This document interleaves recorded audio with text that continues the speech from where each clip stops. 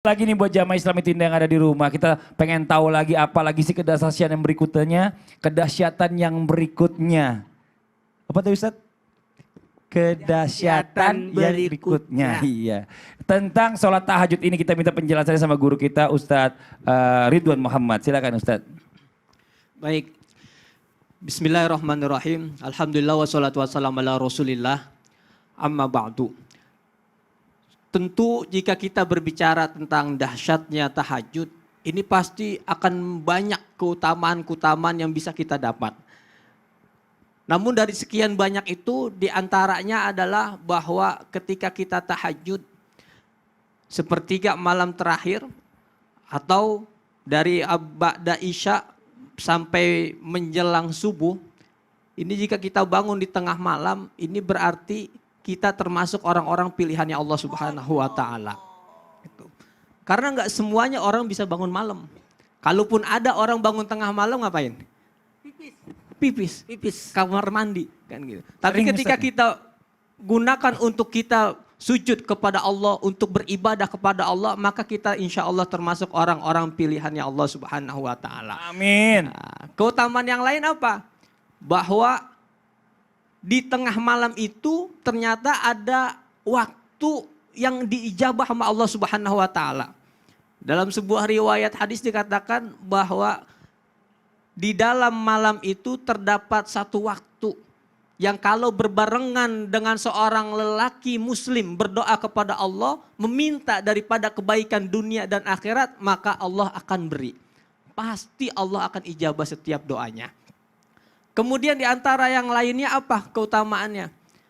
Bahwa ketika kita menghidupkan sepertiga malam terakhir, ini kita insya Allah akan mendapatkan rahmatnya Allah Subhanahu wa Ta'ala.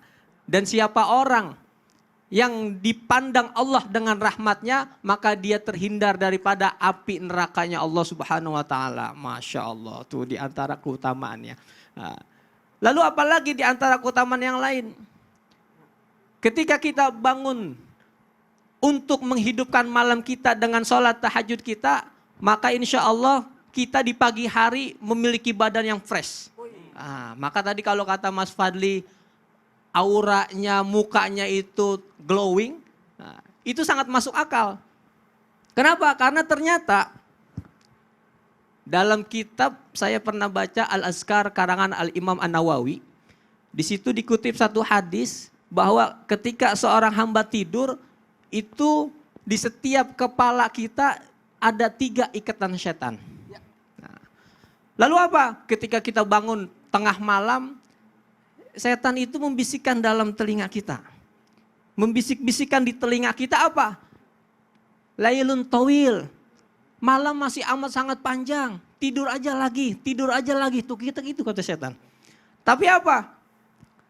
Ketika kita ini bangun, tidur, kemudian kita berzikir kepada Allah, biasanya kita ucapkan alhamdulillahillazi ahyana ba'da ma amatana wa ilaihin nusyur, itu dalam bentuk kita zikir kepada Allah, maka inhallat uqdatun, maka itu satu belenggu telah terlepas daripada kita.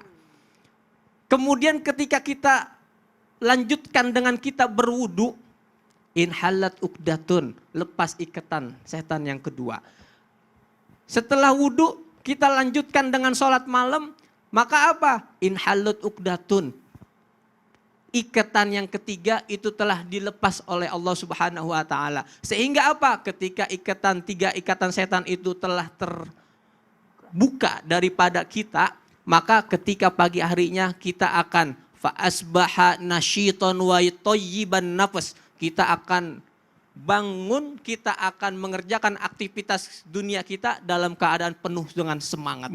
Dalam keadaan jiwa yang bersih. Masya Allah. Itu keutamaan yang luar biasa. Wah, nih keutamaan-keutamaan yang jarang orang ketahui ya Ustadz ya. Ini kalau pagi-pagi tahajud tuh pasti lebih segar, lebih fresh dibandingin kalau nggak tahajud. Dan badan juga lebih sehat.